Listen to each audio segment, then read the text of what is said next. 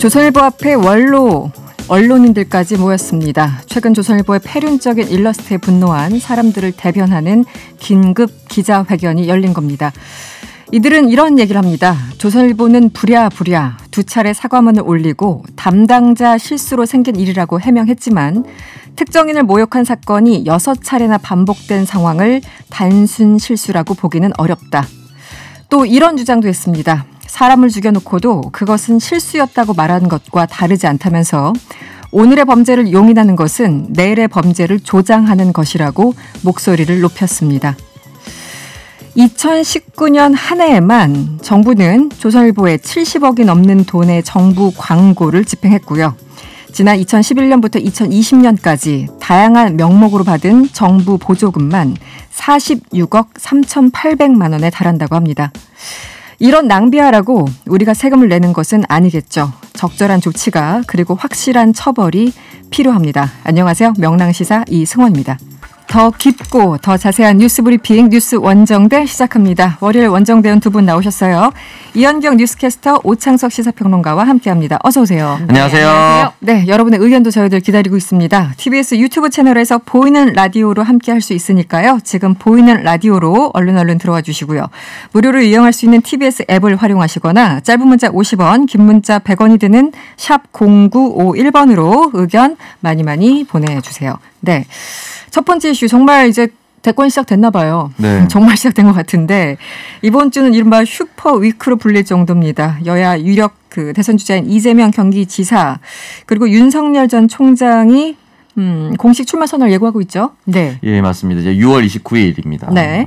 선언을 할 예정이라고 얘기를 했었고요. 29일 이제 윤 총장. 이제 내년에 대통령 선거를 앞두고 이제 여야가 서로에게 이제 긴장감을 주고 있다라고 볼 수가 있습니다. 윤석열 전 총장이 먼저 출마 날짜를 선언하고 나니까 여권에서는 더 이상 경선 연기 일정이라든지 지지부진한 모습을 보여줄 수가 없었습니다. 분명 영향력이 있었고요. 그렇죠. 그 영향으로 경선 연기가 안 되고 경선은 그대로 간다라는 결정이 내려졌습니다. 그리고 29일 후에 같은 날 하면 맞불처럼 보이지만 같은 날 하지 않으면 또 분산되는 효과도 있거든요. 네네. 아마 이재명 지사 측에서도 이걸 고려한 일정이라고 저는 생각이 들고 각각 이제 대선 레이스에 그러니까 유력 주자들이 날짜를 발표하면서 본격적으로 대선 전국이 시작됐다고 보면 될 것 같습니다. 네, 지금 여론조사에서 여야 1, 2위를 다투고 있는 두 분이 이제 이번 주에 출마 선언을 하는 그런 셈인데요. 대선 시기가 정말 빠르게 움직이고 있습니다. 후보들도 굉장히 많고 어떤 분이 또 컷오프 될까 여러 가지 이제 궁금증도 그렇죠. 있는데 일단 오늘부터 더불어민주당 같은 경우는 예비 후보 등록 시작했죠. 네, 오늘 더불어민주당의 예비 후보 등록 첫날인데요. 최문순 강원도지사가 첫 번째로 이 역사적인 순간에 첫 번째로 등록하고 싶었다라고 하면서 출사표를 냈습니다. 그래서 이제 좀 전에 오창석 평론가가 말씀하신 것처럼 경선 일자를 연기하는 문제는 지난주에 일단락이 됐기 때문에 이제 예비 후보 등록을 진행을 할 예정이고요. 이제 이 중에서 6명을 추려가지고 6명. 어떤 분이 육룡이 나르샤의 육룡이다 이렇게 표현을 하시던데요. 9명 중에서 6명을 추린 다음에 이 6명이 다시 또 이제 경선을 진행하게 될 텐데요. 사실 굉장히 일상적인 일처럼 보이기는 하지만 실제로 대선 이 선거를 여러 번 지켜보면 이 짧은 시간 안에 정말 많은 일들이 벌어지잖아요. 그렇죠. 뭐 한 이틀 사이에 막 세상이 바뀌고 막 이러잖아요. 그래서 아마 가까이 갈수록 올 하반기는 굉장히 다이내믹하지 않을까. 여야의 상황이 모두 그렇게 보입니다. 예. 6명으로 출 예정이라고 하는데 누가 들어갑니까? 빨리 찍어봐요. 누가 될지 모르겠는데 그 전에 이제 정세균 전 총리와 이광재 의원이 단일화 선언을 했기 때문에 오늘 이것도 이슈였죠. 이 두 사람이 단일화 된다고 가정한다면 이 두 사람 중에 단일화 되는 사람은 6명 안에 무조건 들어갈 가능성이 그럴 가능성이 좀 있죠. 예, 지금 전체적으로 민주당이 사실은 이제 이재명 박용진, 양승조 이 세 사람 정도를 제외하면은 흔히 말하는 친노 호남으로 거의 다 묶여버립니다. 이광재 지사도 마찬가지고 추미애 전 장관도 마찬가지고 특히나 정세균 전 총리와 이낙연 전 대표 같은 경우는 호남 기반의 종로구 의원 전 총리라는 묘한 공통집합들이 너무 많아요. 맞아요. 두 사람은 애초에 단일화가 될 수가 없습니다. 그리고 이광재 전 강원도지사와 최문순 현 지사도 단일화가 절대 될 수가 없어요. 네. 네, 그나마 이제 이광재 전 지사와 이광재 의원과 정세균 전 총리가 이제 손을 잡은 것이고 양승조 지사 같은 경우도 단일화해줄 의미가 없고요. 김두관 의원도 PK 기반을 하고 있기 때문에 또 경남도 지사를 했었고 그렇기 때문에 기반이 뚜렷하게 있기 때문에 누구와 단일화하기도 좀 쉽지 않습니다. 그럼 이 두 명의 잠재적 후보들은 어쨌든 단일화 이제 배경 명분이 있잖아요. 네. 왜 단일화를 하게 됐다는 거죠? 일단은 설명은 어떤 설명인가요? 적자 논쟁입니까? 적자 네. 노무현 전 대통령과 함께 국정을 보좌했었고 김대중 정신으로 정치를 시작했었다 이런 얘기를 하긴 했습니다. 물론 정확히 말씀드리면은 이광재 의원은 이제 노무현 전 대통령의 보좌진으로 시작을 했었기 때문에 김대중 대통령을 시작했다라고 보기 좀 어렵습니다만 어쨌든 민주당의 적자 라인이 김대중과 노무현 전 대통령이었기 때문에 그리고 지금 3기가 문재인 대통령이기 때문에 그 적자들 한 명씩이 서로 합치겠다. 이런 명분을 내세운 것 같고 정확히는 이 두 사람도 컷오프에서 자유롭지 않은 상황이 되어가고 있기 때문에 힘을 합칠 필요가 있다라고 생각을 한 것 같습니다. 네. 지금 그렇다면 이제 반 이재명 전선이 확실하게 그어지는 거냐 이렇게 생각하시는 분도 있을 텐데 거기에 대한 설명은 어떤가요? 그러니까 어쨌든 이광재 그 의원을 돕고 있는 전재수 의원이 저희들이 대단히 싫어하고 경계하는 것이 반 이재명계 연대 전선이다. 대통령을 되고자 하는 사람이 누구를 반대해서 흩어지고 모은다. 이런 거는 구태다 이렇게 설명하긴 했는데요. 근데 읽히기를 어떻게 읽히냐가 되게 중요한 것 같아요. 민주당 적통이라고 쓰고 친문이라고 읽을 것인지 아니면 그것을 반 이재명계라고 읽을 것인지는 국민의 몫이기는 한데요.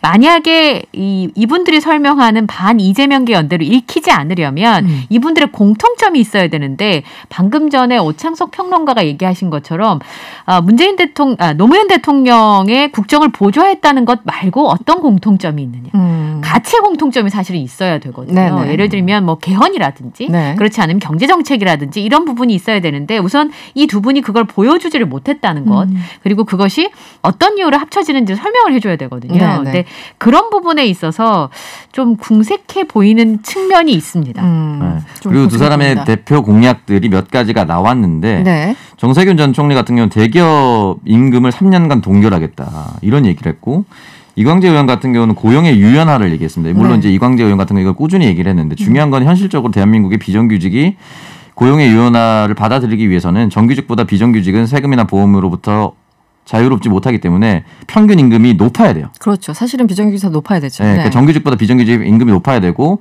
정규직도 만약에 회사에서 잘렸을 경우에 사회적 안전망이 충분했어야 되는데 아직 그렇지 못해요. 그러니까 안전망도 없고 임금도 높지 않은데 고용 유연화를 먼저 얘기를 하면서 청년들에 대한 반감이 또 커졌고요.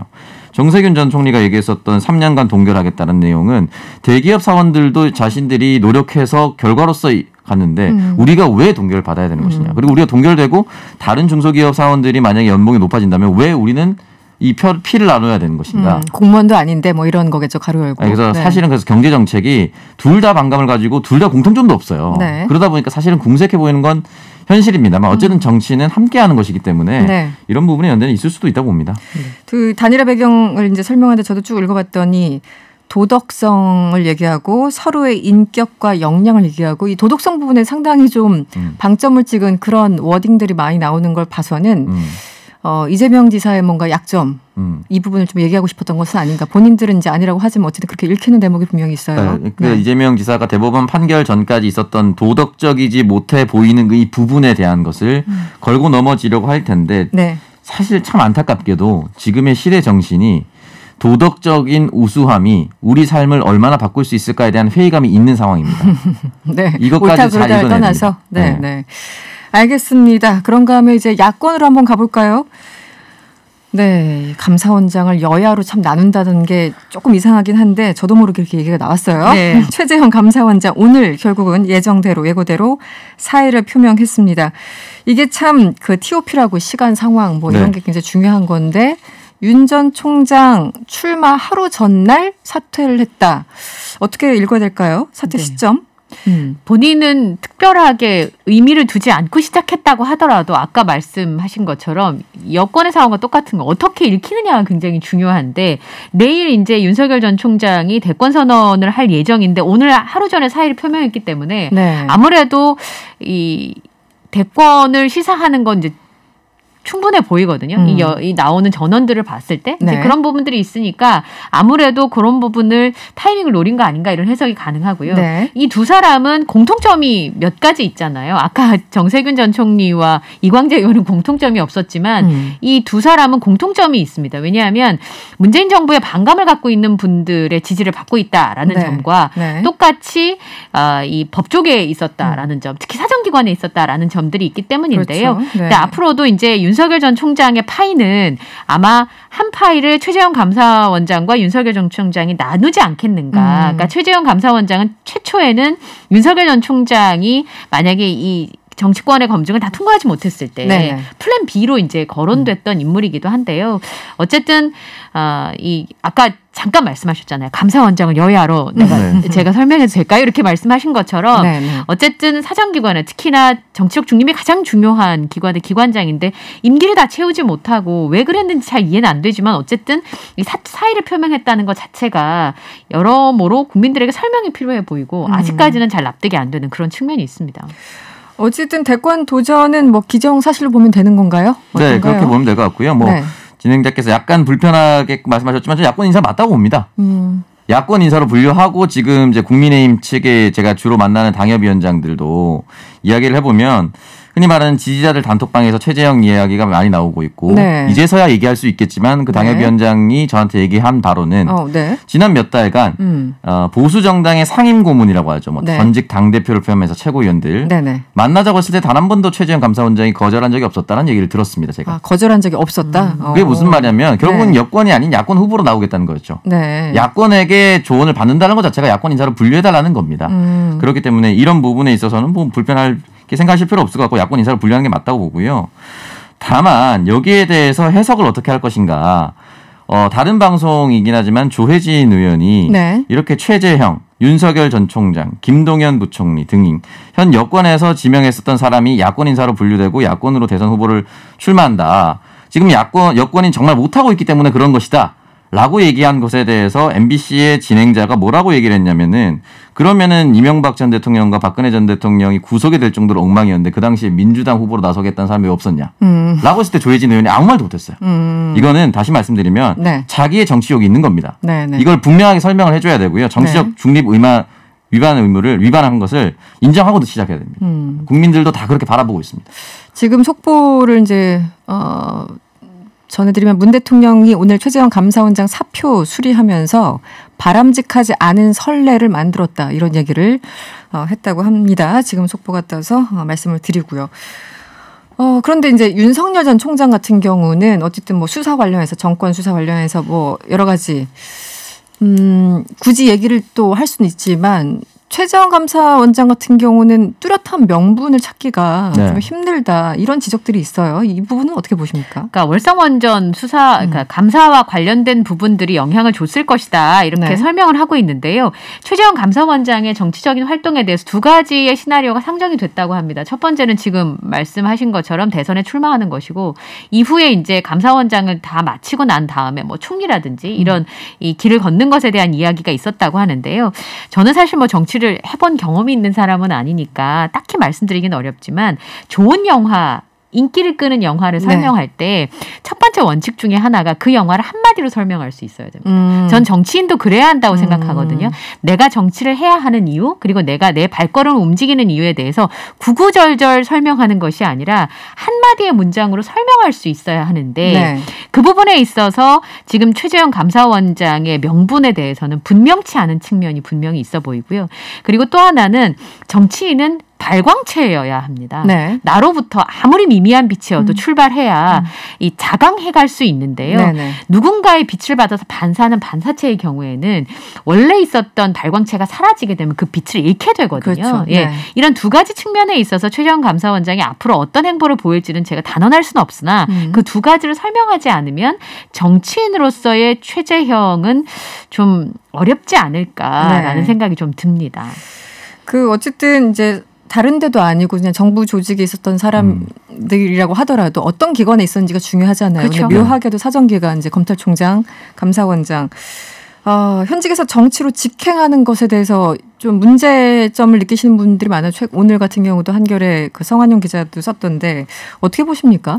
네. 저는 이제 공직자는 출마를 하기 위해서는 몇 개월 전까지 사퇴해야 한다라는 게 명확하게 나와 있거든요. 네. 저는 이제 공공기관장들이 그동안 이렇게 출마, 특히나 대선으로 직행하는 경우가 거의 없었기 때문에 규정이 미비하다라고 볼 수 있는데 앞으로는 이렇게 지금 양승조 지사라든지 얘기를 계속하고 있어요. 뚜렷하게. 자신의 임기만큼은 정책 중립성을 지켜달라. 네. 그러니까 예를 들어서 감사원장의 임기가 3년이면 3년 동안 정치활동을 안 해야 된다. 저는 이런 명확한 규정이 생기는 것이 맞다라고 생각을 하고요. 네. 다시 말씀드리지만 어쨌든 사표를 던졌기 때문에 국민 앞에서 내가 왜 정치를 해야 되는지에 대한 명분을 정확하게 설명을 해야 됩니다. 알겠습니다. 이 이슈는 여기까지 얘기를 하고요. 두 번째 이슈로 넘어가 볼게요. 부동산 투기 의혹을 받는 청와대 김기표 반부패 비서관 어제 사의를 표명했죠. 지난 3월 31일 임명된 지 약 한 3개월밖에 안 됐습니다. 먼저 어떤 의혹인지 설명을 좀 부탁드릴게요. 네. 두 가지인데요. 우선 네. 김기표 비서관이 재산으로 91억을 신고하면서 부동산 매입을 위한 대출, 그러니까 빚이 한 54억 원이라고 밝혀서 네. 말하자면 영끌 투기를 했다 이런 논란이 있는데 상가를 산 게 하나 있고요. 또 하나는 경기도 광주 임야를 샀는데 이게 도로가 연결되지 않은 맹지입니다. 네. 맹지 같은 경우는 20년이 지나도 가격이 그대로인 경우가 굉장히 많거든요. 그래서 네. 부동산 투기할 때 하면 안 되는 게 바로 맹지를 사는 일인데 이 맹지를 샀어요. 근데 사고 나서 얼마 후에 그 근처에 개발 계획이 발표가 된 거죠. 네. 1km가 안 떨어져 있다고 합니다. 그러니까 아니 그러면 저거 개발될 거 미리 알고 산 거 아니야? 이런 의심을 받게 되는 상황이었었는데요.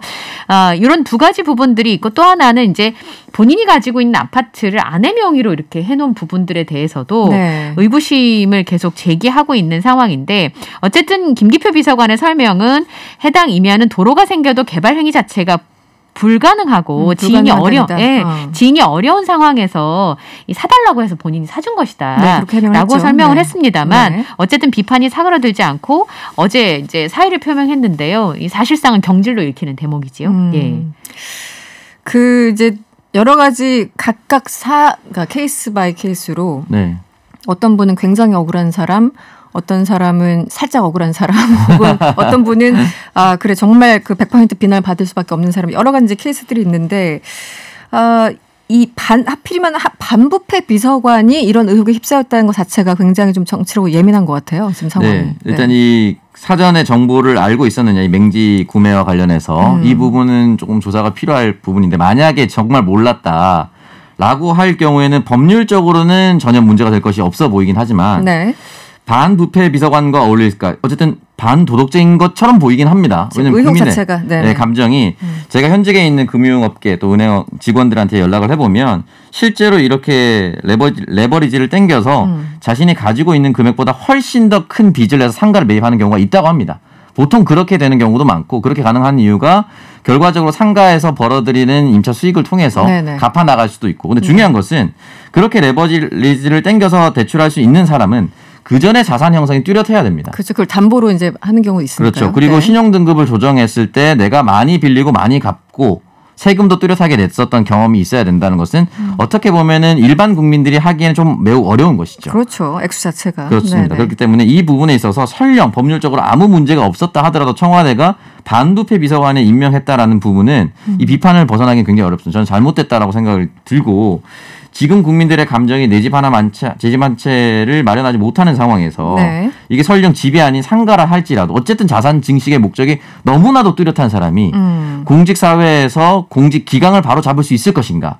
나도 이렇게 상가를 빗대겨서 샀는데 다른 사람이 하려고 하면 그럴 수 있지라고 생각하실 수 있지 않을까라는 생각을 국민들 입장에서 할 수가 있거든요.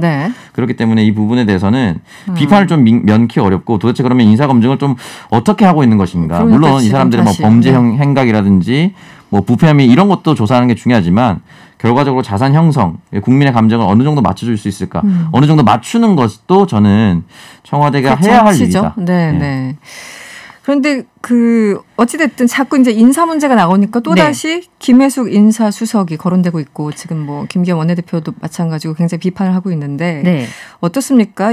그 여권 내에서도 비판적인 목소리가 좀 있죠. 예, 그러니까 오늘 송영길 대표도 이 부분에 대해서 지적을 했고요. 그리고 백혜련 민주당 최고위원이 시기가 좀 애매했던 것은 분명히 있지만 우선 반부패 비서관이 아까 말씀하신 것처럼 민정수석실에서 그 공무원들의 공직기강을 세우는 곳이잖아요. 그렇죠. 그러다 보니까 그런 부분들 때문에 좀 좀 엄격해야 된다는 것이고 그리고 김기표 비서관이 교체될 당시를 생각해 보면 LH 때문에 국민들이 머리끝까지 화가 나 있을 때였거든요. 근데 그때 그 만약에 교체된 인사로서는 적절치 않다는 건 분명해 보입니다. 근데 그러니까 인사검증의 두 가지 역할을 인사수석의 경우에는 전체적인 컨셉과 후보자를 찾고 그리고 민정수석실에서는 그 부분에 대한 검증을 실시하는데요.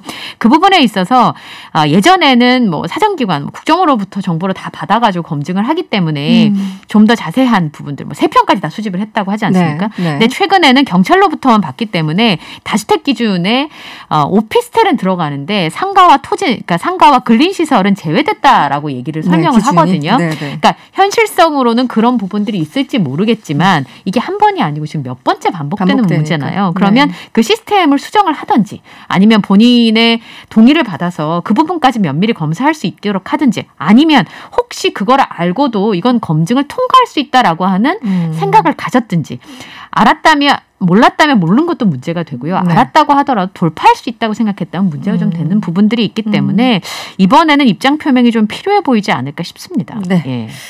알겠습니다. 뉴스 원정대 벌써 마칠 시간이 됐네요. 지금까지 이현경 뉴스캐스터 오창석 평론가와 함께했습니다. 오늘 고맙습니다. 감사합니다.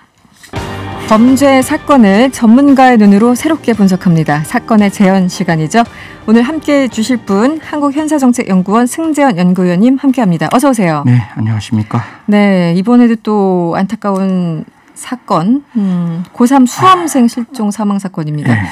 오늘 새벽에 발견된 건가요? 예. 네, 먼저 사건 개요를 좀 말씀해 주시면. 고인의 명복을 먼저 빌도록 하고 네. 참 안타깝고 슬픈 사건입니다. 너무 어린 학생이. 네. 예, 사실 저도 정말 바라고 희망하고 정말 살아오기를 빌었는데 안타까운 상황이 발생했는데요. 오늘 새벽이죠. 6시 33분경에 네.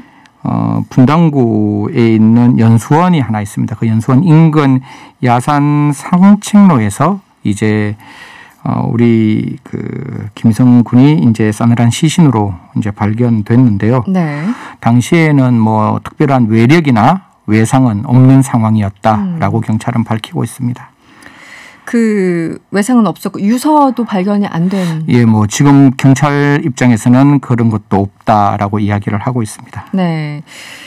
그 지금 어디에서 언제 실종된 것인지 사건을 좀 설명해 주시면 어떤 건가요? 네, 뭐 다들 기억하시겠지만 이제 지난 22일 날이었습니다. 보통 학생들 야간 자율학습이라고 그렇죠. 하죠. 네. 야자라고 하는데 김 군도 이제 야자를 하고 집에 돌아가겠다라고 이제 이모에게 이제 문자를 보냈습니다. 문자를 보내고 그게 4시 한 40분경인데 그로부터 한 40분경 지난 시점에서 이제 김 군은 하교를 하려고 이제 가방을 다 싸고 이제 학교에서 오는데 첫 번째 있는 그 편의점에 들려요. 편의점에 들려서 이제 그 버스 카드를 충전하고 그리고 현금으로 변사체가 발견된 장소에 있는 물건을 삽니다.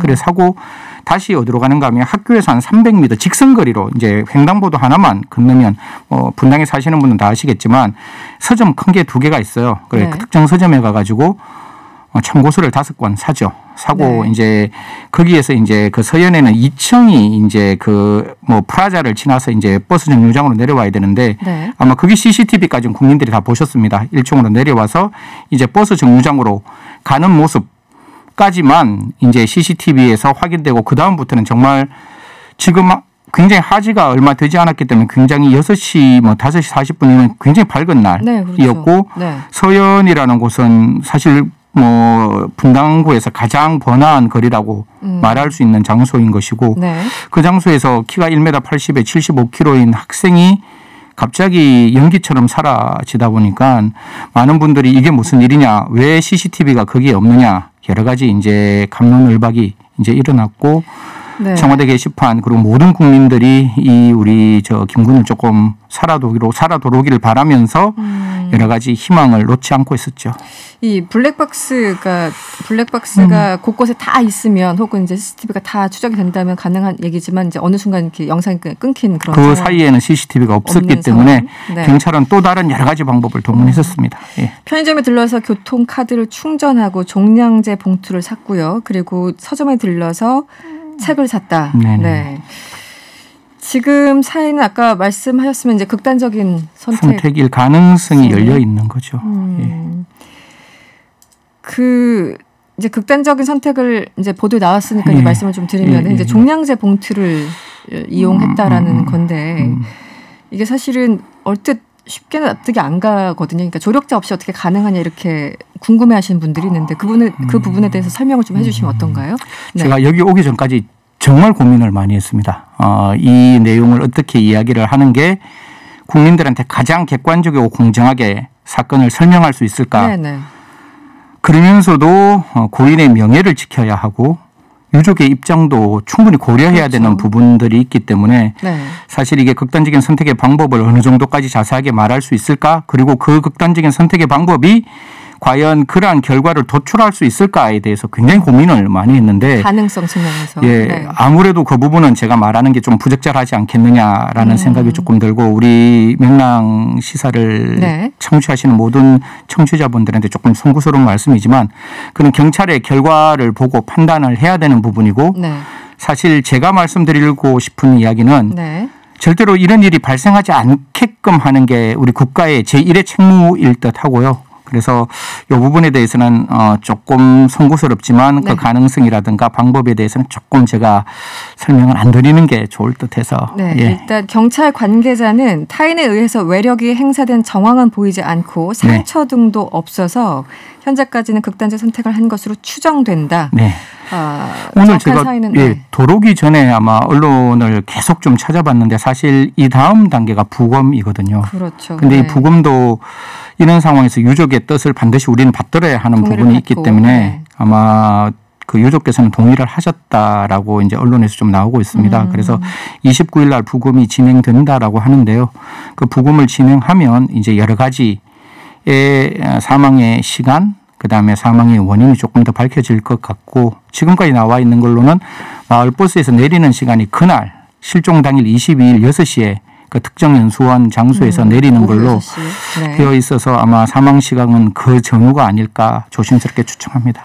지금 일단 보도에 나온 대로 경찰 관계자의 추정을 전제로 이제 질문을 드리면 만약에 이제 지금 경찰 추정대로 극단적인 선택을 했다면 그 극단적 선택을 준비한 학생이 일단 대표적으로 참고서를 5권이나 샀다고 하는데 이럴 수 있을까라고 궁금해 하시는 분들이 많아요. 네, 이 부분은 국민들께서 아마 궁금하실 거예요. 네네. 그 심리적인 상황. 뭐 9시까지 야간 자율학습하고 돌아가겠다라는 친구가 문자까지 이제 보냈고 그 우리 CCTV에 나온 모습을 보면 참고서를 사는 것도 전혀 주저하지 않습니다. 탁탁탁탁 참고서를 사고 그다음에 엘리베이터에서 내려오는 것도 어떤 고민 있는 모습은 아니에요. 그냥 앞쪽에 뒤에 이제 시민이 한 분 서 계시고 앞쪽에 이제 김군이 서가 있는데 김군이 이렇게 먼저 내리는 그런 모습들을 보면 삶을 혹시나 뭐 좀 어렵게 생각하는 친구가 저렇게 행동할 수 있겠느냐라고 네. 하는데 아까 제가 말씀드렸잖아요.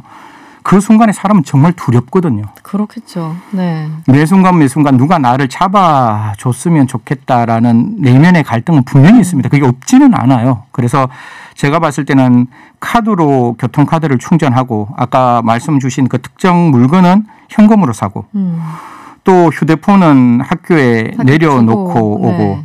그리고 참고서는 사는데 다시 마을버스를 가는 건 현금으로 마을버스를 타고 이렇게 가는 모습을 보면 그 순간에 굉장히 고민과 갈등이 수많은 고민이 있었는 듯한 느낌이라서 이 부분도 유족께서 만약에 좀 허락해 주시면 그 부분에 대한 심리 상태를 조금 더 깊이 말씀을 드릴 수는 있을 것 같은데 이 부분도 그냥 제가 여기서 좀 추상적으로 말씀드리고 싶은 거는 그 순간까지 굉장히 많은 갈등이 있었지 않았을까. 그게 저는 조금 더 슬프고 더 안타깝다 이런 말씀드리겠습니다. 휴대폰이 학교에 있었고 또 버스 충전을 하고도 이제 그 버스를 정말 탈 때는 또 현금으로 내고 여러 가지가 참 복합적입니다. 네. 지금 이 김모군의 시신이 발견된 곳은 사실 이제 길이 약간 뭐 야산 산책로니까 길이 험해서 뭐 사람들이 많이 찾는 곳은 아닐 테고요. 예. 주민들이 잘 가지 않는 곳이라고 하던데 또 하나 이제 우리는 계속 가능성에 대해서 얘기를 하고 있는 거니까요. 이 타살 후에 유기됐을 확률은 없어 보이니까 아마 어떤가요? 경찰이 6시 33분에 이 장소를 이제 민간 특수 수색견을 통해서 사실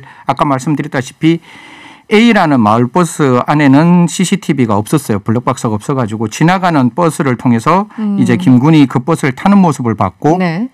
그리고 그 장소에 이제 걸어가는 모습이 CCTV를 통해서 확인이 되었다라는 거고 거기 내려서 아까 말씀드렸던 특정 어떤 그 장소까지 가는 데까지는 다른 사람이 개입되지 않는 상황이었어요. 경찰이 왜 범죄 혐의점이 없다라고 이야기하는 가장 큰 이유는 네. 그 마을버스에 있는 마을버스 종점이거든요. 네. 그 연수원이. 아. 거기서 확인돼서 만약에 다른 사람과 같이 갔다면 분명히 이거는 사건일 수 있는 가능성이 확 넓어지는 건데 그렇죠. 네. 그 순간까지 가는 데는 김군 혼자였기 때문에 아마 경찰 입장에서는 타살의 혐의는 아직까지 발견되지 않았다라고 말하는 가장 큰 이유라서 다른 장소에서 유기될 가능성은 굉장히 적고 6시 33분에 하고 난 다음에 분명히 현장 분석을 했을 거예요.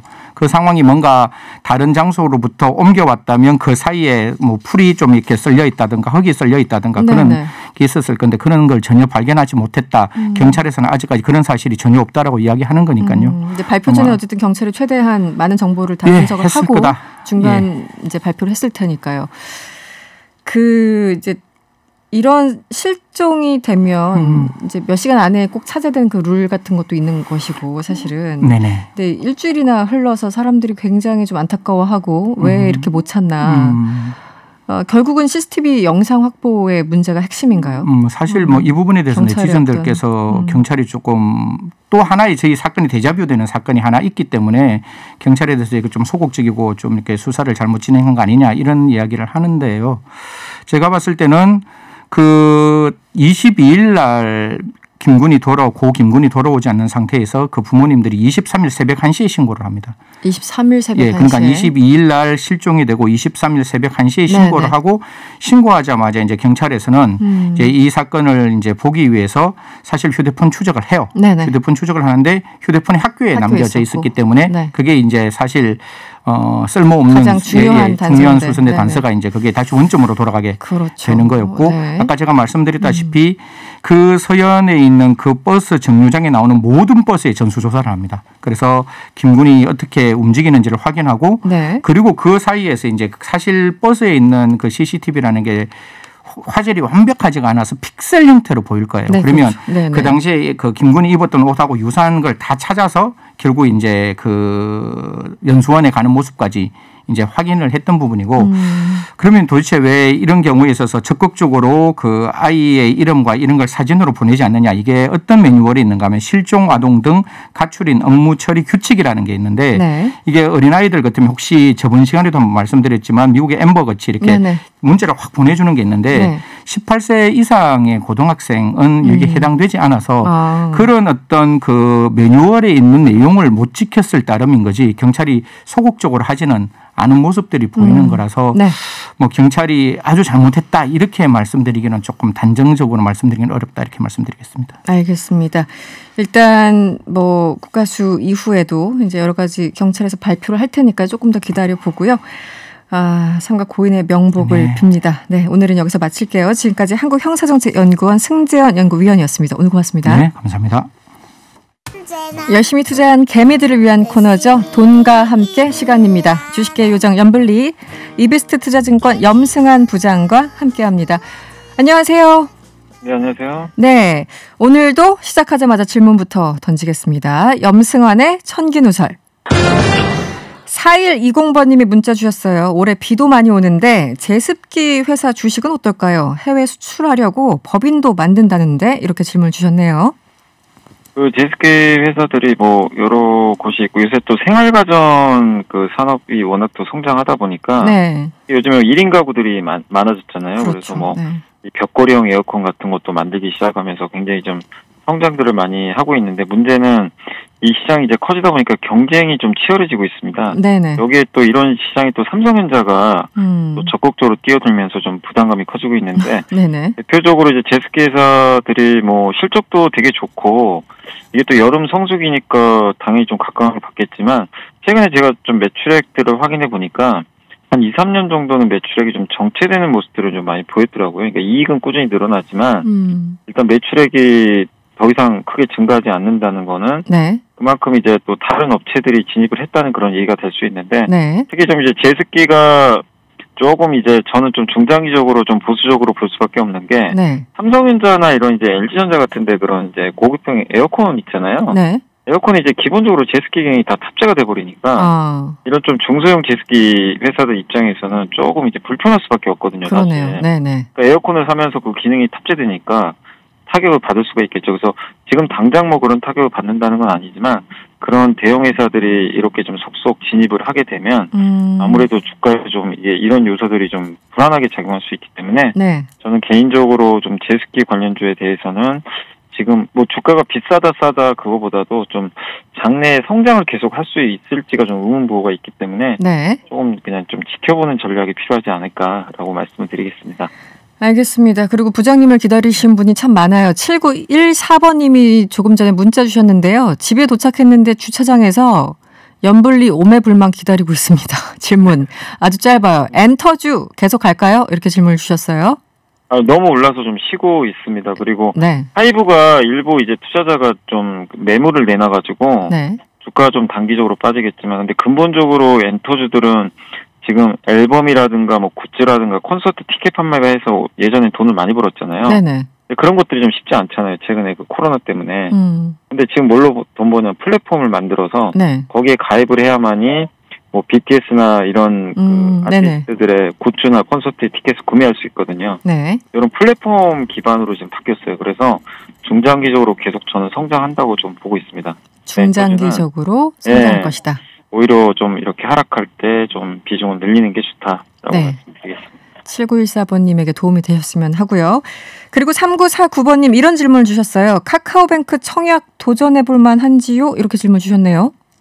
네, 근데 이제 카카오뱅크도 이게 논란이 큰 게 지금 장외에서 거래되고 있거든요. 그러니까 지금 주식시장 말고 이제 비상장으로 거래가 되는데 이게 시가총액이 40조 원이라는 얘기가 있는데 지금 우리나라 전체 은행들 다 합치면 그 정도 되거든요. 네. 그러니까 지금 좀 약간 너무 비싼 거 아니냐. 네, 이런 좀 논란이 되게 심합니다. 그리고 얼마 전에 크래프톤이라는 이제 게임 회사도 시가총액이 30조 원 정도 얘기가 나오더라고요. 그래요? 그러니까 지금 굉장히 싼 건 절대 아니죠. 사실 이 기업들의 그 어떤 가치가. 공모가 좀 거품 논란이 있어서 일단 금융감독위에서도 크래프톤에 대해서 좀 공모가 재산정하라는 그런 얘기를 좀 한 것 같더라고요. 청약이 좀 연기돼 버렸어요. 그래서 카카오뱅크도 저는 좀 어떻게 될지 모르겠지만 일단 조금 그 공모가가 좀 합리적으로 결정이 되면 해보셔도 되겠지만 지금 좀 비싸다는 좀 논란들이 있으니까 공모가가 결정되기까지는 조금 시간을 갖고 좀 두고 보시면 되겠고 참고로 카카오뱅크 자체적으로 기업 가치를 추산한 게 오늘 기사 보니까 나왔는데 18조 원 정도로 평가를 하고 있다고 합니다. 그래요? 근데 KB금융지주가 우리나라 최대 은행이잖아요. 이 회사가 시총 한 20조 좀 넘거든요. 그러니까 결코 싸다고 할 수는 없는 18조 원 자체도 그러네요. 네. 예. 그러니까 결론은 공모가를 잘 살펴보시고 도전을 하셔도 좋고 아니면 또 각자의 합리적인 판단에 알겠습니다. 질문을 또 드릴게요. 지난 25일이었죠. 사상 최초로 3,300선을 넘은 코스피. 오늘은 조금 떨어지긴 했지만 그래도 3,300선을 지켰고요. 코스닥도 상승 마감했습니다. 이번 주 전망을 좀 해주시면 어떨까요? 이번 주는 그 주 초반 한 수요일까지는 좀 괜찮을 거로 좀 보고 있고 왜냐하면 이제 특별한 뭐 어떤 이벤트가 없는 가운데 증시 분위기가 위로 올라가다 보니까 계속 좀 순환하면서 강세 보일 것 같은데요. 다만 이제 목요일이나 금요일은 지표들이 좀 많이 발표됩니다. 특히 목요일 날 미국의 제조업 지표가 발표되고 우리 한국은 수출 지표가 발표돼요. 그리고 금요일 날은 또 제일 중요한 게 미국의 고용이 발표돼요. 고용 지표가. 왜냐하면 고용 지표가 또 너무 잘 나오면 미국이 금리를 또 빨리 올릴 수도 있거든요. 그러네요. 그래서 이 지표들 부담감이 있어서 이번 주 후반에는 조금 이제 사람들이 쉬어가자는 분위기가 나올 수가 있어서 주 후반에는 조금 밀리지 않을까라고 예상을 하고 있습니다.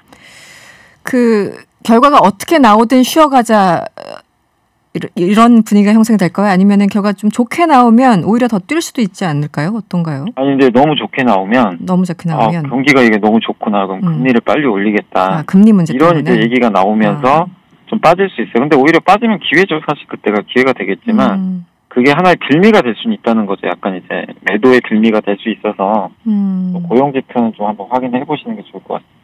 그렇죠. 우리 한국은행 이주열 총재도 그렇고 미국 연준도 그렇고 자꾸 금리 얘기를 하니까 그런 맥락에서 알겠습니다. 그 하반기 주식시장 코스피 3,500, 뭐 3,700 바라보는 리포트들이 있다고 하는데요. 어떻게 예상을 하십니까? 그러니까 그게 뭐 전 터무니없다고 생각 안 하고요. 네. 제가 계산해 본 바로는 아시아 증시 평균적인 그 밸류에이션을 우리나라에 적용을 하면 4,100까지도 갈 수도 있는 거예요. 4,100까지. 아시아 증시 평균이면. 아. 근데 이제 우리나라가 항상 아시아보다 항상 밑에 있었거든요. 평균보다. 네. 그래서 4,100은 좀 쉽지 않겠지만 충분히 올해 1월 달에 갔던 수치만 가도, 그러니까 올해 기업들의 이익이 그렇게 많이 안 늘었을 때 증시가 3,250까지 갔다 온 적이 있잖아요. 네. 그때 이제 PER이라고 하는데 이익 대비해서 지금 주가가 얼마 정도 평가받냐. 그때가 PER이 15배까지 간 적이 있습니다. 네. 근데 지금 지수가 그때보다 높거든요. 근데 이익이 워낙 많이 늘어나가지고 PER이 12.8배밖에 안 돼요. 그러면 15배 1월달하고 똑같이 그냥 대입을 하면 3,700도 갈 수가 있습니다. 수치상으로는. 3,700도. 그래서 네. 저는 결코 불가능하지 않다라고 좀 생각하고 있습니다.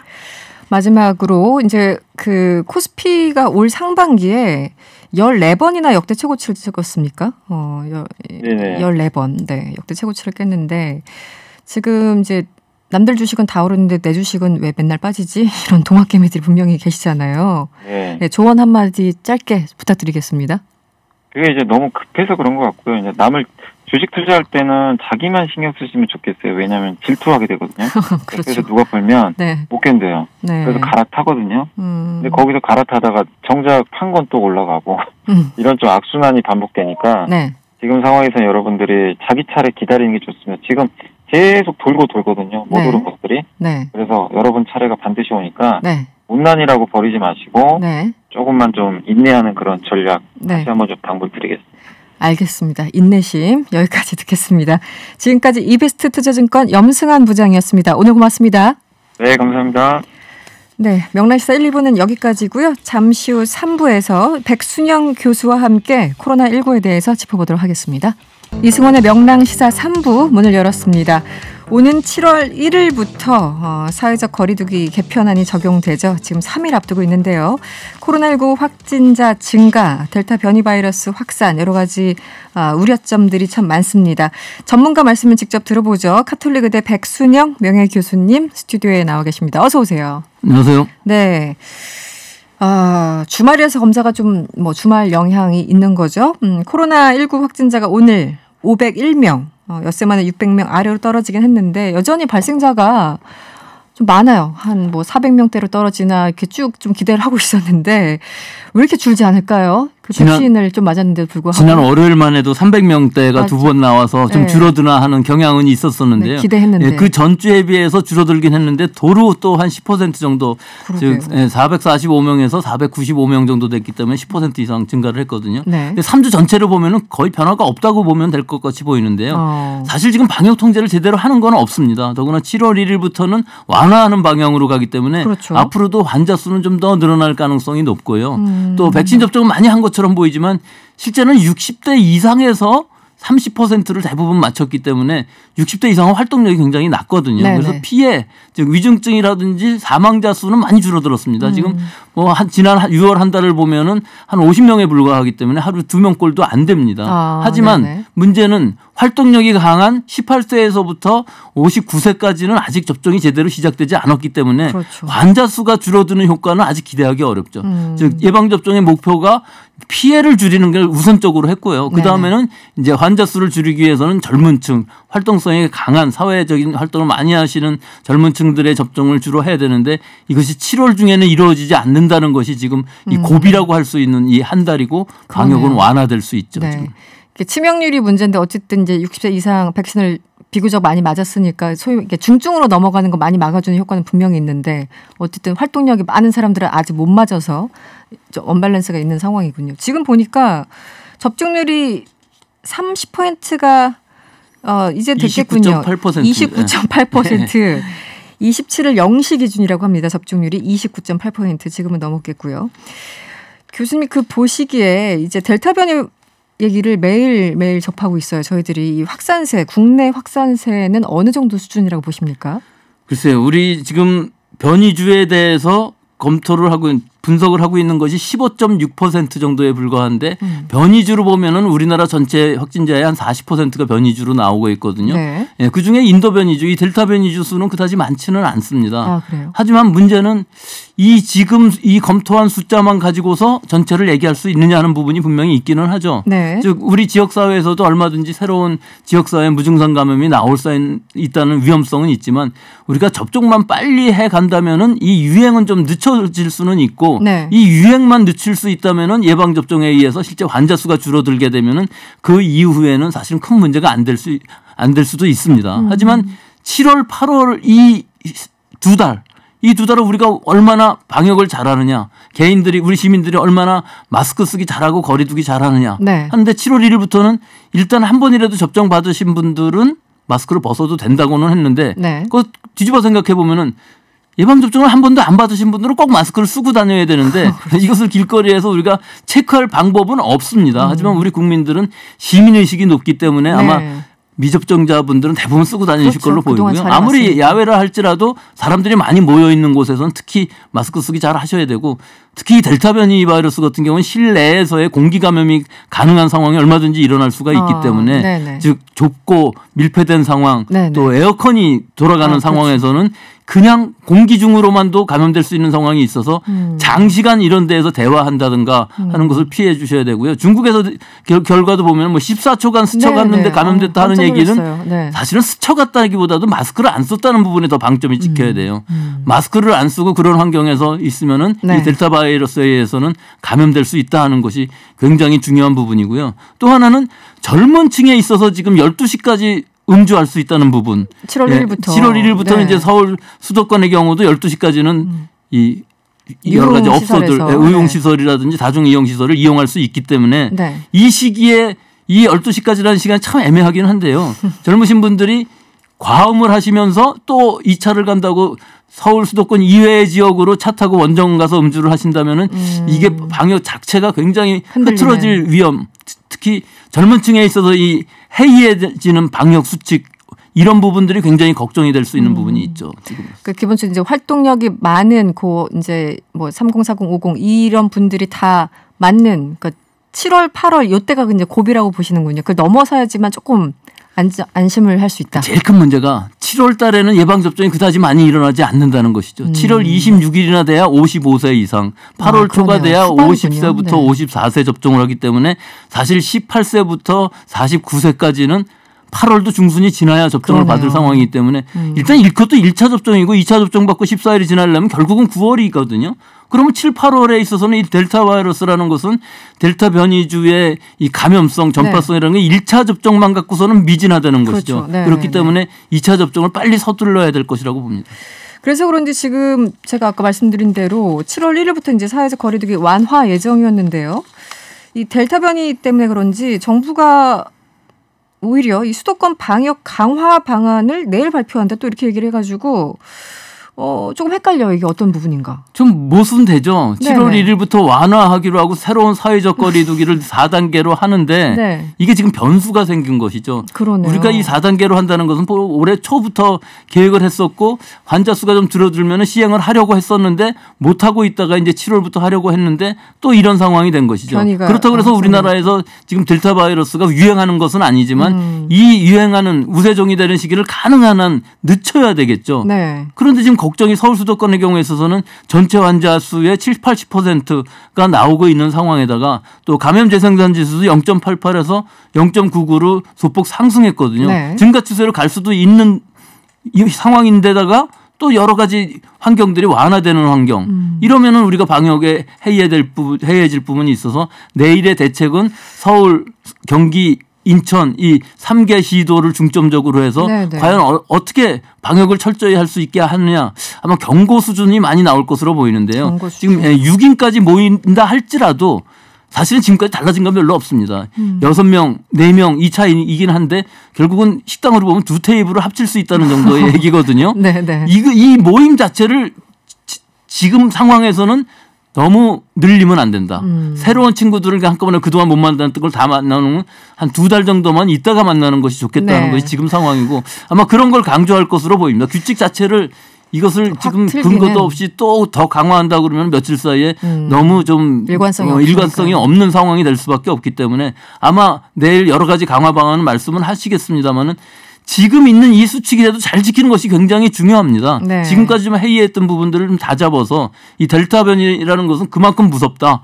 공기 감염도 될 수 있기 때문에 가능한 한 터널의 마지막 불빛이 보인 것이기 때문에 그 터널의 문이 닫히기 전에 우리가 잘해야만 네. 예방접종도 원활히 할 수 있는 것이거든요. 네. 지금 상황에서는 젊은 층들 특히 예방접종이 안 된 젊은 층들의 사회활동을 가능한 한 회사라든지 여러 가지 식당이라든지 다 이용하되 방역수칙 개인위생수칙을 잘 지켜야 될 시기라고 봅니다. 이 대전에서도 이제 돌파 감염 사례도 발표가 되고 있는데요. 대전시 발표에 따르면 지역 내에서 4건의 돌파 감염 사례가 발생했다고 밝혔습니다. 이 돌파 감염 우리나라에서 어느 정도 상황인가요, 교수님? 예, 이 돌파 감염이라는 의미는 사실은 얀센을 제외하고 얀센은 한 번 맞으니까요. 나머지는 다 2번 접종을 하고 14일이 경과한 시점이라면은 면역이 최고조에 잘했다는 것을 뜻하는 네. 것이죠. 네. 이럴 때 감염이 됐을 경우에는 돌파 감염이라고 하는 것이죠. 14일 뒤에요. 네네. 하지만 이 모든 백신들이 아스트라제네카, 얀센, 화이자, 모더나 모든 백신들이 예방 효과가 100%가 안 되지 않습니까? 네, 더구나 모더나나 파이자 같은 mRNA 백신도 95%, 94% 그렇고요. 네. 아스트라제네카는 한 70% 정도고 또 그 외에 얀센 같은 경우는 67%인데 67%라는 의미는 나머지 33% 3명 중에 1명은 감염이 될 수 있다는 것이죠. 네네. 그런데도 불구하고 감염이 돼서 위험하냐 하면 그렇지는 않거든요. 경증이라든지 무증상으로 끝나는 건데 네네. 사실은 모든 사람들이 무증상이고 경증 머리 약간 아프다고 그래서 다 진단검사 받으러 가지는 않거든요. 네. 그러니까 훨씬 더 많은 사람들이 분명히 감염은 되었겠지만 감염이 된다 할지라도 가볍게 앓고 입원하지 않고 또 더구나 사망하는 것은 거의 100% 막아줄 수가 있기 네네. 때문에 돌파 감염이라는 걸 그렇게 걱정할 필요는 없습니다. 말 자체는 공포스럽지만 실제 대부분의 사람들은 돌파 감염이 됐다 할지라도 큰 문제가 없이 지나가기 때문에 네. 큰 문제는 없는데 다른 사람들한테 감염시킬 수 있는 가능성은 있다는 것이죠. 그렇구나. 나는 안심하고 있는데 나는 예방접종을 2번 다 맞고 2주가 지나서 다시는 감염 안 될 거라고 생각하지만 그렇지는 않다는 것이죠. 그렇기 때문에 예방접종을 다 맞았다고 할지라도 다른 사람하고 실내에서 접촉할 때는 꼭 마스크를 써야 된다는 것이 지금 기준입니다. 그러니까 이제 돌파 감염 보도가 나오니까 어차피 돌파 감염 가능성도 있는데 굳이 백신 맞아야 돼라고 생각하시는 분들이 있는데 결코 그렇지 않다. 무조건 백신을 맞는 게 일단은 플러스가 훨씬 더 크다. 이런 말씀을 더구나 고령층인 경우에 있어서 우리가 지금 1,500만 명 다 맞았지만 60대 이상에서 사실은 82% 정도거든요. 네네. 또 그것도 뒤집어 얘기하면 18% 정도는 예방접종을 안 받았다는 얘기이기 때문에 그렇죠. 사실은 감염이 되게 되면 굉장히 위험해질 수가 있습니다. 따라서 이 돌파 감염의 문제가 아니라 네. 미접종이 훨씬 더 큰 문제가 될 수 있죠. 그렇겠네요. 얀센 접종자 같은 경우도 어떤가요? 얀센 같은 경우는 지금 소위 말해 이제 돌파 감염 추정 사례가 보도됐기 때문에 말씀하신 것처럼 얀센은 한 번 맞는 건데 이제 부스터샷 2번까지 이제 교차로 접종해야 되는 거 아니야? 이런 얘기가 좀 나오는 것 같은데 그 부분 잠깐 설명 좀 해주시죠. 그거는 지금 얀센 백신의 경우에서 한 번만 접종해도 되고 67% 정도이기는 하지만 네. 사실은 남아공이라든지 브라질 변이에 대해서도 굉장히 예방 효과가 있다고 알려져 있는데 한 가지 좀 문제점이라는 것이 네. 이 지속 기간이 지금 얼마나 될지가 확실치가 않습니다. 네. 즉 6개월 정도라고는 보고 있지만 일단 얀센 백신을 맞은 다음에 지금 델타 바이러스라든지 이런 변이주들이 확산을 하게 되면은 혹시라도 좀 떨어지지 않을까 하는 위험성이 있어요. 한 번만 접종했기 때문에. 네. 그래서 오히려 교차 접종도 가능할 수 있지만 얀센 백신을 2번 접종하는 것도 지금 고려하고 있고요. 미국에서 지금 생각하고 있는 건 얀센 백신을 맞은 사람들은 파이자나 모더나 mRNA 백신을 부스터 접종으로 받는 것을 지금 검토하고 있는 상황이긴 한데 아마 그렇게 할 것으로는 보입니다. 그렇기 때문에 얀센 백신이나 아스트라제네카 백신 같은 경우 네. 이 부스터 인젝션이 네. 부스터 샷이 지금 필요할 상황일 수는 있는데 아직까지는 그 부스터 샷보다도 더 중요한 것은 2차 접종을 우리가 얼마나 빨리 하는 게 더 중요한 것이죠. 얀센 백신 맞고서도 한 6개월 정도, 즉 올해 연말 정도까지는 충분히 방어가 가능하기 때문에 지금 우리나라 상황으로 보면은 3차 접종보다는 오히려 2차 접종을 어떻게 교차 접종을 할 것이냐. 지금 아스트라제네카가 지금 5월 27일부터 접종을 했기 때문에 네네. 2차 접종이 8월 달이나 돼야 8월 하순이나 돼야 시작되거든요.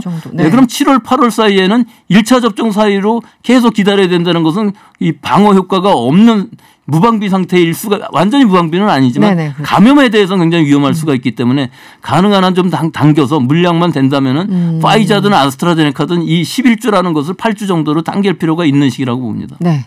알겠습니다. 질문이 좀 남아 있습니다만 오늘 여기서 마무리를 해야 되겠습니다. 지금까지 카톨릭의대 백순영 명예교수였습니다. 오늘 고맙습니다. 예, 감사합니다.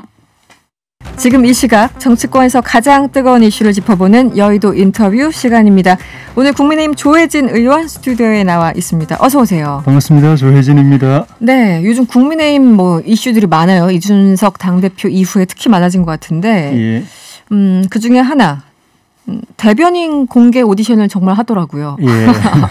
토론 배틀. 네, 예. 토론 배틀을 하는데 유튜브 영상 조회수가 30만 회를 넘었다, 33만 회를 넘겠다고 하는데요. 이 당내 반응은 어떤가요? 내부에서? 그게 지난번 그 4.7 재보선 때 그 청년들 그 현장 유세 조회수가 어마어마하게 나왔었거든요. 네네. 그 연장선상인 것 같은데 우리 당으로서는 굉장히 고무적이죠. 그렇겠네요. 당으로서는. 예, 지난 네. 4.7 재보선 때 그 반응이나 지금이나 우리 당에서는 처음 있는 일이기 때문에 그때 그 바람, 재보선 때 바람이 전당대회 때 이어지고 지금까지 또 이어지는 것 아닌가. 네. 이게 또 조금 있으면 당내 대선 후보 경선이 벌어질 텐데 그쪽으로 건너가는 이 중간 과정에 다리 역할. 있는 것 아닌가. 네. 그런 생각이 드네요. 토론 배틀이 이렇게까지 인기가 있을 거라고 생각을 하셨어요? 의원님 개인적으로는 어떠신가요? 그렇게까지 생각 못했죠. 동접자 2만 명을 넘는다 이런 얘기도 있던데. 예, 그게 정치권에 이제 처음 시도되는 거고 네. 새로운 시도고 무엇보다도 이 대변인이라는 걸 이제 당 내에서 폐쇄적으로 임명하던 걸 주로 그랬죠. 국민들한테 네. 이제 오픈시켜가지고 참여하게 했다는 점이 이제 참신한 것 같고. 그리고 보통 당직 임명 받고 싶은 사람이 있다면은 가서 부탁을 하든지 줄을 서든지 이래야 되는데 그럴 필요 전혀 없잖아요. 네. 자기 능력껏 자기 이제 실력 발휘하고 하면은 기회가 주어지는 거니까 그런 점에서 좀 그리고 이제 요즘 또 이 각종 이 경연 프로그램들이 굉장히 많잖아요. 네네. 그런 그 바람이 조금 이렇게 재현되는 그런 측면도 있는 것 같아요. 근데 속으로는 이제 하고 싶었던 분들, 예. 대변인 정말 하고 싶었던 분들, 아니 내 차례인데 사실은 이런 분들은 예. 그런데 또 배틀 나가기는 조금 그렇고 이분들은 또 굉장히 속상해하시겠어요. 속으로 말은 못하지만 네. 그런 분도 있을 수도 있겠지만은 대변인이라는 게 꼭 누구는 될 수 있다 없다 이렇게 미리 정해놓은 건 없는 거니까 예, 기회가 주어지면 봉사하는 그런 자리일 뿐이지 네. 나한테 원래 오게 돼 있었다 이런 건 없습니다. 의원님도 맞아. 예전에 대변인 많이 했죠. 하셨죠. 많이 제 전공이 하셨죠? 대변인이었습니다. 그러니까요. 지금은 갑자기 생각이 나서 예. 알겠습니다. 저희 이제 뉴스 원정대 코너에서도 얘기를 했는데 조금 다른 질문인데요. 예. 이제 청와대 인사 검증 예. 요즘 도마에 다시 오르고 있어요. 최근에 예. 이제 김기표 반부패 비서관 임명된 지 3개월 정도 만에 예. 이제 옷을 벗게 됐는데 지금 인사 검증 시스템에 어떤 문제가 가장 크다고 보십니까? 대통령께서 인사 검증에 대해서 별 의미를 안 두시는 것 같아요. 처음 대통령 취임하셨을 때부터 네. 본인들이 내세운 몇 가지 조건 처음부터 어겼잖아요. 그리고 이제 코드 인사를 하니까 그리고 우리 편은 다 옳다 이런 의식도 있고 네. 우리 편은 조금 문제가 있더라도 나름대로 다 이유가 있다 이런 것도 있고 또 잘못이 있더라도 이거는 정권을 유지하려면 이거는 보호해 줘야 된다 이런 의식도 있다 보니까 하나도 개선이 안 돼요. 4년이 넘었고 대통령 임기 이제 10달 정도밖에 안 남았는데 하나도 개선 안 되고 반성도 안 하고 또 고치지도 않고 네. 그러니까 정권 말기까지 계속되고 있는 건데 이제 정권 말기인데도 이 사건 경우에는 좀 특이한 게 부패를 다스리는 반부패 비서관이 다른 자리도 아니고 그 자리에 있는 사람이 부동산 부패 의혹에 휘말려 가지고 그만두게 됐다는 점. 그게 정권이 끝으로 가면 조금씩 나아져야 되는데 오히려 더 막장으로 가고 있는 오히려 어떤 이 인사 참사의 끝판을 그걸 보여주는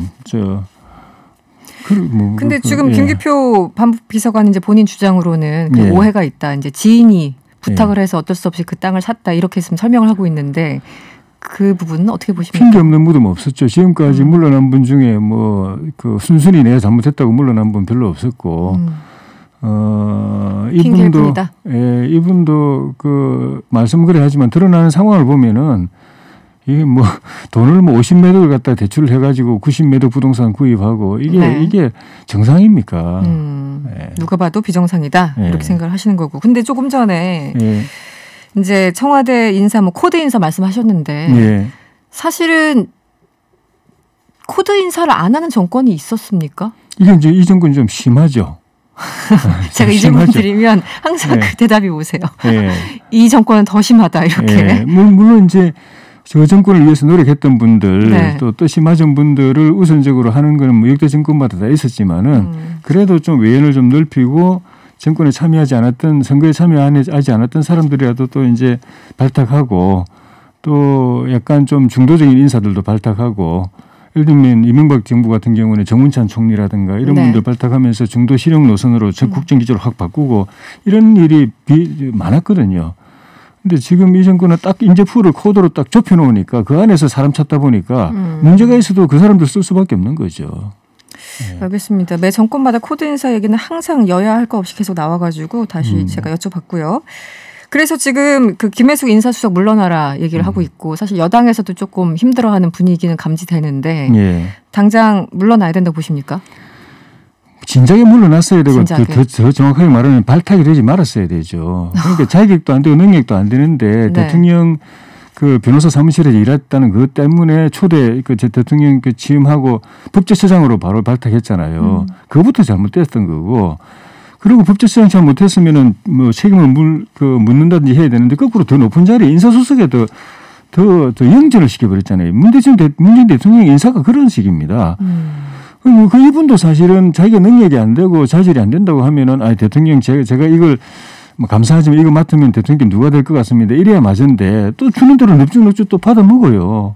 그런 분을 그냥 임명하는 분이나 그걸 또 그대로 받아 먹는 분이나 참 저는 그 이제 막판까지 온 거죠. 이렇게. 알겠습니다. 좀 다른 질문을 또 드릴게요. 오늘 국민권익위원회에서 국민의힘 소속 의원 그리고 이제 직계 가족들 부동산 거래 전수조사 착수 했다라고 이제 발표를 했어요. 조태응 상임위원이 조사 단장을 맡게 됐는데 사실 이게 권익위에서 계속 설명을 했잖아요. 약간 불만이었는데 아니 동의서를 왜 제출 안 해가지고 우리 조사를 못하게 하느냐 약간 그런 뉘앙스의 입장도 발표가 됐어요. 왜 이렇게 늦게 제출을 하셨습니까? 그건 뭐 몇 분이 그런 그 경우가 있었던 것 같은데 개별적인 사유는 잘 모르겠고 어쨌든 간에 다 제출하고 이제 조사에 착수할 수 있게 됐으니까 뭐 그런 거 뭐 권익위가 그런 걸 따지는 것부터가 약간 오해받을 짓을 자꾸 하는 것 같아요. 자꾸 이제 기자들이 질문하잖아요. 우리가 부탁하는 거지 조사해달라고 부탁하는 거지 권익위가 권한을 가지고 우리를 조사하는 게 아니잖아요. 권한을 가지고 조사하는데 우리가 자꾸 미루면은 권익위로서는 불만이 있을 수 있지만은 우리가 부탁하는 건데 부탁받아서 의뢰해서 그걸 시행하는 건데 우리가 준비되는 대로 넘겨주면 그때 하면 되는 거잖아요. 왜 빨리 안 주느냐 이렇게 말할 권한이 있는 게 아니잖아요. 그런 말 하는 것 자체가 자꾸 정치적 시비에 말리는 행동을 하는 것 같아요. 그러면은 이 동의서를 굉장히 늦게 제출하셨던 분들은 그냥 내피셜로 뭔가 그 재발절인 뭐 이런 겁니까? 아니면 그냥 기술적인 문제로? 그건 뭐 단정할 필요는 없고 조사하면 다 나올 테니까. 그때 평가하시면 될 것 같아요. 어떻게 좀 자신이 있으신가요? 지금 뭐 민주당 같은 경우는 자진 뭐 탈당 권고까지 하고 뭐 이런 상황인데 국민의힘이 여러 가지 좀 우위에 서야 될 텐데요. 이런 상황까지 왔으면. 국민권익위원회에서 정치적 편향이 없이 민주당이 딱 했던 그대로 더도 말고 덜도 말고 그대로 엄정하게 객관적으로 조사해서 문제가 나오면 우리는 그건 피해갈 수 없습니다. 뭐 그에 합당한 조치를 할 수밖에 없습니다. 그렇다면 지금 민주당 지도부가 취한 그런 조치 혹은 그 이상의 것을 취할 수 있다고 보십니까? 그럼 우리 당의 기준에 따라 하겠죠. 그리고 국민들이 납득할 수 있는 조치를 하겠죠. 탈당 권고 이런 것도 가능? 뭐 지금 벌써 그런 이야기 할 필요는 없는 거죠. 그래도 좀 그 생각은 하고 있어야 결과 나오는 거 보고 하겠죠. 최소한 한 명 이상은 나오지 않을까요? 몰라요. 모른다. 알겠습니다. 그 지도부에 그냥 계셨으면은 혹시 계셨으면은 이 질문하기가 좀 더 편했을 텐데 모른다고 하시네요. 그래서 아니요, 결과가 어떻게 될지 모른다는 거죠. 알겠습니다. 몇 명이 나올지 계속 전혀 안 나올지 아니면 뭐 몇 명이 나올지 알 수 없다는 거죠. 그때 가서 여쭤볼게요. 최재형 감사원장이 오늘 가장 이제 언론의 스포트라이트를 받았어요. 오늘 사의를 표명했고 대한민국 앞날을 위해 숙고하겠다 이렇게 밝혔는데요. 대권 그 가도에 뛰어드는 거죠. 일단 그렇게 봐도 되는 걸까요? 저는 그렇게 생각하고 있습니다. 네, 다른 결정을 내리지는 않겠죠. 오늘 그냥 그 가능성 전혀 없다고는 할 수 없겠지만은 이렇게 신중한 분이 이런 결정을 하실 때는 그런 방향으로 갈 가능성이 많다고 봅니다. 오늘 이제 그 사의를 수용하면서 문재인 대통령이 좋지 않은 선례를 남겼다라고 얘기를 했는데 어떻게 보십니까? 좋지 않은 선례는 문 대통령이 너무 많이 만들었어요. 지금 뭐 민주당에서는 이분들 뭐 윤석열, 최재형 이런 분들은 뭐 배신자니 뭐 쿠데타니 이런 막말을 막까지 하던데 이 문재인 대통령을 비롯해서 이분들은 공직관 자체가 뒤틀려 있는 것 같아요. 공직자라는 거는 국민을 위해서 봉사하는 자리지 정권을 위해서 봉사하는 자리가 아닙니다. 그러니까 공직에 있으면은 정권이 잘못하면은 저 비판도 해야 되고 불법을 저질렀으면 조사도 하고 기소도 하고 처벌도 해야 되는 게 공직자예요. 그런데 정권 눈치 보느라고 오히려 덮어주고 하면은 그게 국민을 배신하는 거거든요. 그게 진짜 배신자지. 정권이 분명히 잘못했는데도 감사도 안 하고 수사도 안 하고 기소도 안 하고 봐주는 사람들 지금 많아요. 이 정권 들어서 많아져 버렸어요. 그런 사람들이 출세하는 세상이 되어버렸으니까. 그런데 이분들은 자기 목을 내걸고 그걸 제대로 했단 말입니다. 국민 편에서. 국민들로부터 박수 받을 사람이죠. 그러니까 국민들이 이분들 좋아하고 대권 후보로까지 이제 지지하는 거죠. 그 윤석열 전 총장에 비해서 최재형 감사원장은 어쨌든 그 지금 말씀하신 걸 전체를 뭐 전제로 한다고 하더라도 명분이 매우 약하다 이런 지적이 있거든요. 어떻게 보십니까? 명분이라는 거는 뭐 그 어느 시기에 국민들이 불러서 나라를 위해서 일해야 될 때는 헌신하는 게 그게 명분이지. 국민들도 부르지도 않고 시대가 요구하지도 않는데 자기 욕심 쫓아서 한 자리 해보려고 들이대는 거 그게 명분 없는 짓이죠. 그 여론조사 수치 뭐 여론조사가 깡패라고 윤석열 전 총장은 어쨌든 굉장히 높은 지지율을 받고 있는 게 사실이지 않습니까? 그런데 그 논리를 따르더라도 최재형 감사원장은 일단 명분이 없다라는 지적과 함께 지지율도 뭐 1%대에서 최근 이제 3% 정도로 3, 4% 곧 정도 좀 올랐지만 지지율이 좀 낮기 때문에 국민이 불렀다라고 주장하기도 조금 애매한 상황 아닌가요? 지금 모르죠. 이분이 일단 이제 사퇴를 했고 이제 어떤 선택을 하시겠죠. 그 만약에 출마를 하신다고 하면은 국민에게 메시지를 제시를 하시겠죠. 그걸 보고 국민들이 어떻게 평가하시는지를 봐야죠. 윤석열 전 총장 엑스파일 나온 다음에 약간 주춤한다라는 뭐 여론조사 결과도 있고 소위 이제 제2가 아니고 플랜 B 얘기 나오고 있지 않습니까? 그것이 영향이 좀 있지 않았을까요? 어떻게 보십니까? 하필이면 또 오늘 사의를 표명했어요. 내일 이제 윤 전 총장이 공식 선언을 하는 날인데 오늘 사의를 표명해서 여러 가지 정치적으로 읽히는 대목들이 있는 것 같아요. 정권 교체를 바라는 민심 입장에서 볼 때는 후보가 많을수록 좋죠. 선택할 수 있는 선택지가 많을수록 좋은 거죠. 그중에 혹시 또 실망하는 후보가 생기면 또 다른 후보를 선택할 수 있도록 되는 게 지금 이 바람을 일으키고 있는 이 정권교체 민심의 입장에서 볼 때는 좋은 거죠. 그래서 불러내는 측면도 있다고 봅니다. 뭐 이준석 대표는 뭐 푸시도 하지 않겠다, 풀도 하지 않겠다, 생각할 시간이 좀 필요하실 거다 이렇게 얘기를 했는데 만약에 결단을 내린다면 최재형 감사원장이 그렇다면 뭐 8월 정도에 그 이제 버스 출발한다며요.